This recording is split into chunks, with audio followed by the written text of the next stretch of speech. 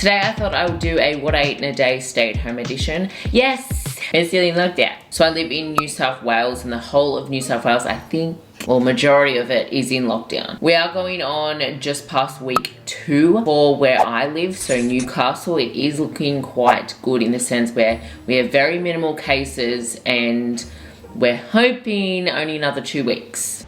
Overall, I am feeling surprisingly really good. I spoke about in my last video how feeling trapped and just everything to do with lockdown are huge triggers for anxiety for me. But overall, I am doing really good. I do have a bit to update you on within this video. I will be sharing kind of like how I stay sane within this time and just my overall daily routine. As you guys know, I'm a sucker for a good routine, and it has actually really switched up during this time. 1, because we're limited, and 2, my goals have changed within the gym, within fitness, and 3, I'm also recovering. So yesterday I did actually announce on my Instagram that I got my boobs done. I had this procedure booked like since the start of the year, and it's always been the same date. We were unfortunate enough that obviously lockdown happened during that period. My surgeon is actually in Sydney and I'm in Newcastle. Because Sydney and Newcastle are both in the same like rules, like lockdown, it was completely allowed for me to travel to Sydney straight to my surgeon and then travel straight home, which is basically what I did. I was super hesitant to talk about it on my Instagram. I was gonna actually announce it on my YouTube first, but I was super hesitant because initially I was gonna document the whole thing and keep you guys up to date, but when thinking about it and putting other things into perspective, it just wasn't the time and the place. Like obviously we are like in a crisis, and I don't want to be making it out that I'm more fortunate than anyone else and just basically giving anyone a reason to criticize me more than what they do. I'm kidding, I don't focus on the hate. We all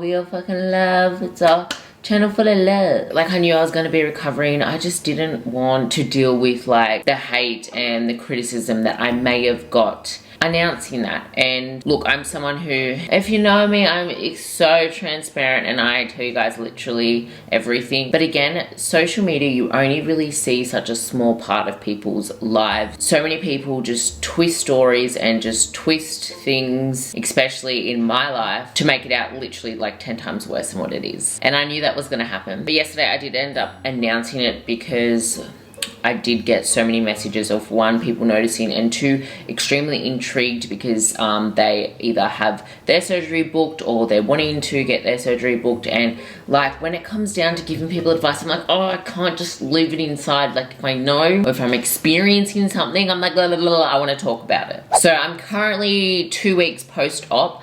I am feeling amazing. My recovery has been so good. So this is actually my 2nd time getting my boobs redone. So what it was is they had to replace my other implants. When I first initially booked my surgery, it was because I did want to get a bigger size. Since my first operation, I have gained roughly like 8 to 10 kilos. So if I went in at this weight, I would have originally chose this size, but I went in at a smaller size, body weight. Yeah, just overall, I just wanted them to be a little bit bigger. I did go with the same surgeon, so Dr. Wessel's at One Cosmetics. Honestly, I said on my Instagram yesterday, I was like, he is like the king of tits.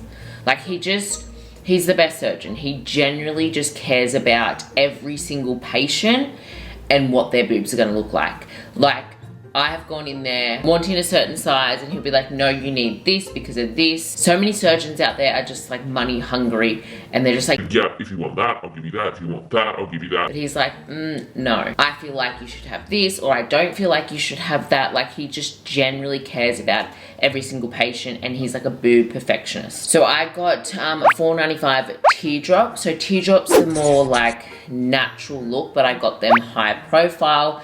And then they do round. So round is obviously where the boob is more round. And in one of our appointments, he did actually describe to me that my boobs were the type of boobs that we can't get round because our nipple drops. So luckily he knew that. Luckily he's a good surgeon because I don't want no hanging nipples. Honestly, if you are interested, he is literally the best. I have just been wearing quite like supportive sports bras.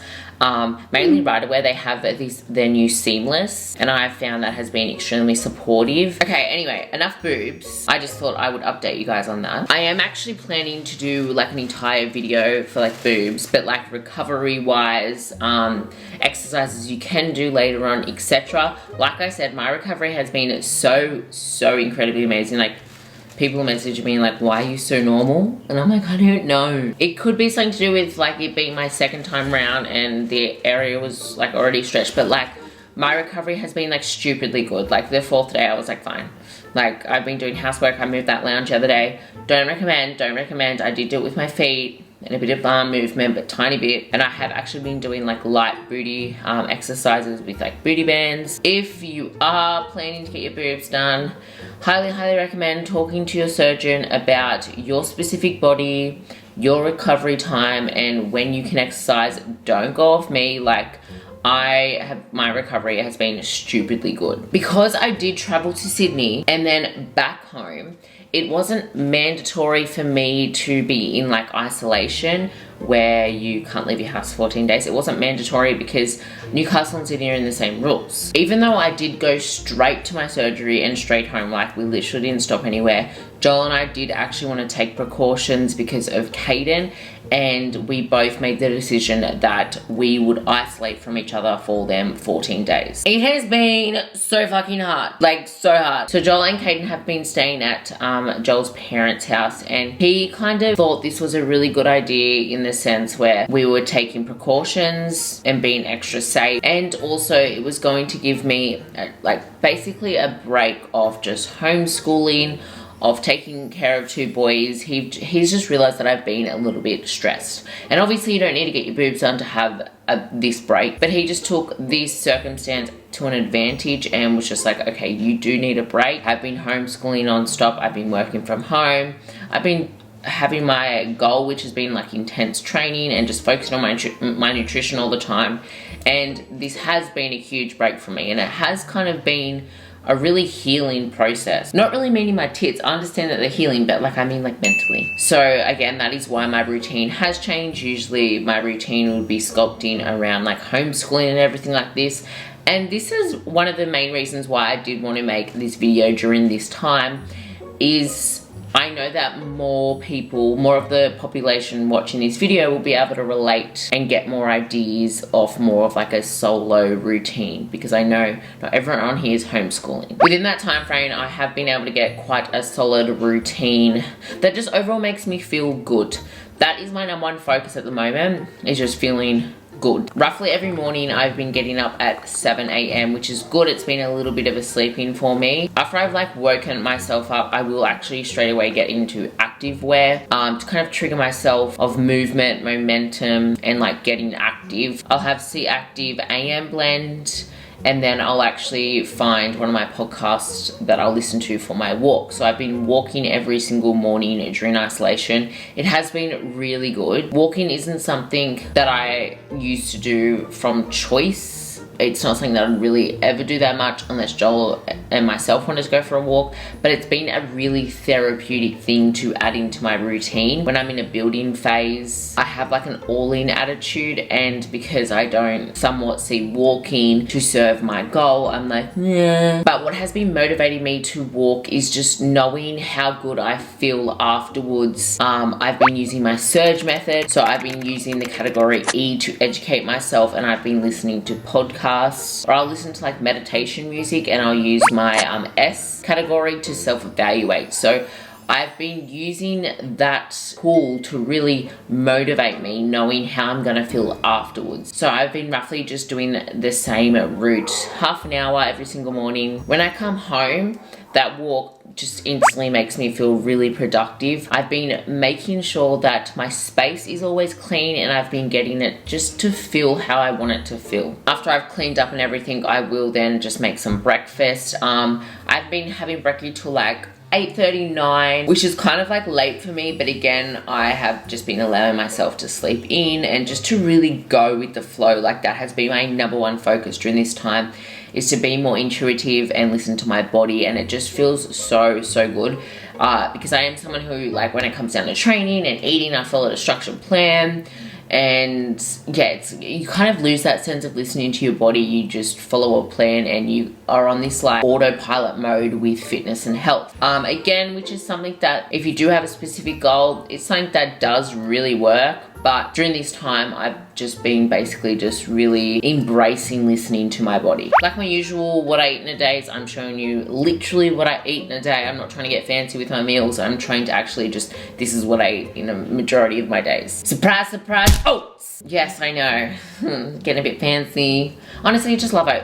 So easy, minimal mess. So even though I'm not in my building phase, I'm still making sure that I'm eating enough, I'm nourishing my body, I'm eating enough protein. I want to make sure that I'm definitely maintaining any muscle that I have grown during that time. I'll then take my breakfast to my computer desk and do some work. So it does switch up every single day what I'm working on, whether it's a project, whether it's planning content, whether it's emails, a meeting, something for EHP, something for C Active. It does really change every single day. I did also start my new course with Clean Health Fitness Institution. So I've started a nutrition course, which is super, super exciting. I find in the morning, that's when my brain is like more optimal for absorbing stuff, like absorbing information, whether it's through podcast or whether it's through like assessments and courses. So I do like to utilize that time of the day for them stuff.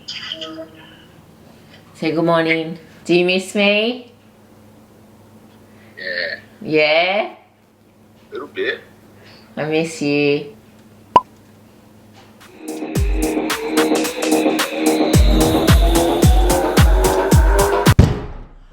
Ah! Oh.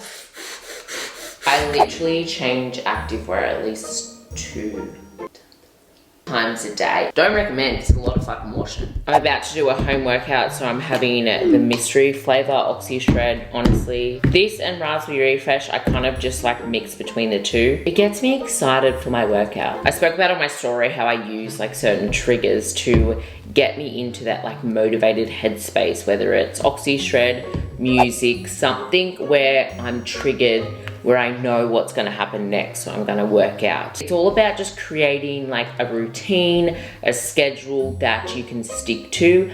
Motivation, that's literally what it comes down to. Routine and habits. The more routine and habits that you have, the less discipline that you need. So I don't rely on motivation or discipline, I just rely on my routine and my habits every single day. So I'm gonna have my Oxy Shred, and then I know that I'm going to do a little home workout. I've been training just legs because obviously I can't really train upper body. And like I said earlier, my recovery has been like ridiculously amazing. So it's important to not go off my time frame with recovery or what certain exercise that I'm doing. I am taking like extreme precautions when I'm working out. There are definitely certain exercises that I can't do, even with my legs. So any hip thrust movement I find just makes my chest feel uncomfortable. See within the workout that I'm about to do with my booty band, when I need to plank, I'm on my elbows, not my hands. I found when I was using my hands, it was a bit uncomfortable, so I would go on my elbows. Within this workout, obviously I have kind of altered it with exercises that are comfortable for me at this present moment, but they're also still quite challenging exercises. So since working out at home, I've actually come to the conclusion that yes, building muscle is going to be a lot harder, but it definitely can be done, and you can definitely have a good workout even with minimal equipment. So I will show you guys obviously what I've learned through this process, and I'll share with you my workout that I'm going to do today. What I've been doing and how I've been still implementing progressive overload is I'll stick to the same exercises. So like I usually would with the gym, I'll have a 4-week block of my exercise routine, and I will be consistent with that, and I'll have a routine with it, and I will follow that routine for the next 4 weeks, and then I'll switch it up. Right now, my main like compound lifts that I can do at this present moment are Bulgarian split squats, elevated squats. I will kind of switch between sumo and just normal squats, and single leg deadlift. So with these 3 exercises, I am not going as heavy and I'm not actually lifting any bar or anything like that. It's just all done with dumbbells. Because I'm not going as heavy, I will superset every single exercise that I will do in today's workout, and I do that in all my leg sessions. Volume is the #1 key driver when it comes down to building muscle. So what volume is reps, sets, your weight, and the frequency of you training. So like usual, I'll start with the hardest exercise first, which is usually like the biggest compound, whether it is a deadlift, a squat, a bench press, etc. So for me, it's Bulgarian split squats. Now I've still been implementing progressive overload. So progressive overload is increasing your weight, or in this case, your reps and your sets each week. So that is essentially how you gain muscle, is the more weight that you're adding on every single week, the more stimulus and stress you're going to put on the muscle. So how your muscles actually grow, your body's coping mechanism to you weightlifting is basically to grow, because it's like responding in a way where it's like, okay, I'm pushing all these heavy weights. In order to continue this, I need to grow. So when you use weights when you are in the gym, you're actually tearing your muscle. And then how you build that muscle is through amino acids, through food. So that's why it is important to either be at maintenance or in a slight calorie surplus. If you aren't eating enough, your body is just utilizing that energy to move and to live. And that is why you need to be in a surplus, is because that excess amino acids will actually go to building your muscles. So if you're not eating enough, your muscles aren't building, they're actually doing the complete opposite. So going back to how I've been progressive overloading through working out at home, because I am limited to this weight, this is the only weight that I currently have, Joel has the rest, I've been increasing my sets or my reps. So for today, I will aim for roughly 10 to 12. I originally started at 8, and then I went to 8 to 10, and now I'm at 10 to 12. Look, you're not gonna wanna really be doing 15 Bulgarian split squats, so the week after, that's gonna actually increase my sets. I'll keep it at 10 to 12 reps, and then I'll increase my sets from 4 to 5. I am also implementing supersets, so I am continuously putting stress on the muscle. So superset is when you perform an exercise back to back with little to no rest. So we've got Bulgarian split squats, and then I've supersetted it with, this is kind of like my version of cable kickbacks. As you can see, my booty band is actually at my ankles, not my knees. I am able to keep my leg straight in this sense, so this is targeting your glutes and your hamstrings. Next, single leg deadlifts. So with these, I do like to use 2 dumbbells rather than 1. I feel like it does enhance my mobility that little bit more. So I'll superset this exercise with like banded in and outs, like glute in and outs. I'm unfamiliar with like banded exercises, to be honest. Like I've only just recently started to implement them. Look, they can work, especially when they are complemented with bigger movements. Make sure you're not arching your back when you're doing this. Keep your back straight and try to get like below knee depth. I found that because I was struggling, I kept wanting to go up. So for my last superset, all these supersets I've been doing at 4 sets. My last one, we have elevated squats. So make sure when you're doing this, what I found, I would really feel it in my glutes. If I kept the weight close to my body rather than out here, I kept the weight close to my body. I had my back straight, and I'd kind of go straight down. Rather than leaning forward, I would go straight down. And then I'll superset with these kind of like band hip abductors, like single leg hip abductors. These are really good. It gets that outer glute. I'll aim for 10 to 12 reps, and yeah, they burn. They fucking burn. Yes. Ta. Oh, good. Thank you so much. Thank you. You too. Can't breathe. Because you know, when you're working from home, you get to choose your own times. And me and the sun, we've got a very strong relationship. So I'm moving my work to this afternoon. Gonna allow myself to have a bit of time in the sun, you know.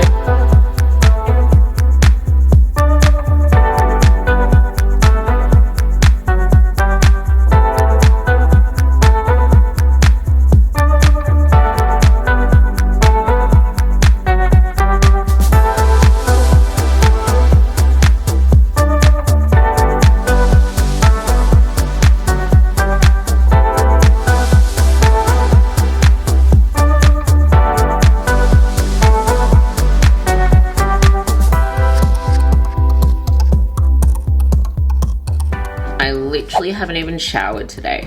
Like, I am a grub. I kind of got out of the sun and then I've just got straight into work. Anyway, as a snack, I've got my little salted caramel, you're right, Ozpost. I've got my little salted caramel macro donut, so good. I literally have one a day, and an apple. I have like an apple and like a protein bar or a protein donut every single day. I kind of pair them together because the apple kind of keeps me full from the fiber, and then this quenches my sweet tooth. Get this mirror down here.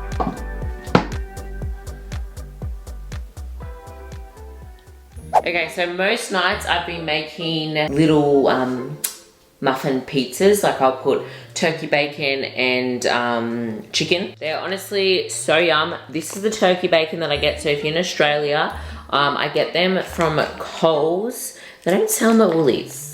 Woolies is usually my go-to, so not happy about it. Anyway, so turkey bacon in the bacon section, and then I just got some pulled chicken. So this is the brand of pulled chicken. These are my muffins that I use. I have 3 as like little mini pizzas. I find like 1 or 2 doesn't really fill me up, so I have 3, which equivalents like 6 mini pizzas. And then I just pop tomato paste, tomato and cheese. You can get as fancy as you want. I've just realized I've had no water today, but I did also have an iced coffee and I had a Coke Zero. Look, I'm not saying they're waters, I'm just telling you guys what I drank. This is the tomato paste that I use. And then I kind of just do half-half, so 3 turkey bacon and 3 chicken. I forgot tomato. Yum! Once they're cooked, I'll then put the cheese on and then pop it in for a few more seconds. I'll just use the 2 slices and I'll just cut them up so they fit on all the little pizzas. Lastly, we've just topped them with some barbecue sauce and a sweet chili sauce. Oh my god, they're so yum. Have I got it on my face? I think I do. It is honestly so quiet here without the boys. Like, I don't really watch TV, but I find myself at night, I've been just literally putting the TV on. Like, I won't even watch it, but it makes me feel like they're here. But they do come home tomorrow, which I'm so excited for. My last meal of the night is just Halo Top ice cream, so I have 160 grams. And then I also have this chocolate. I really like this chocolate.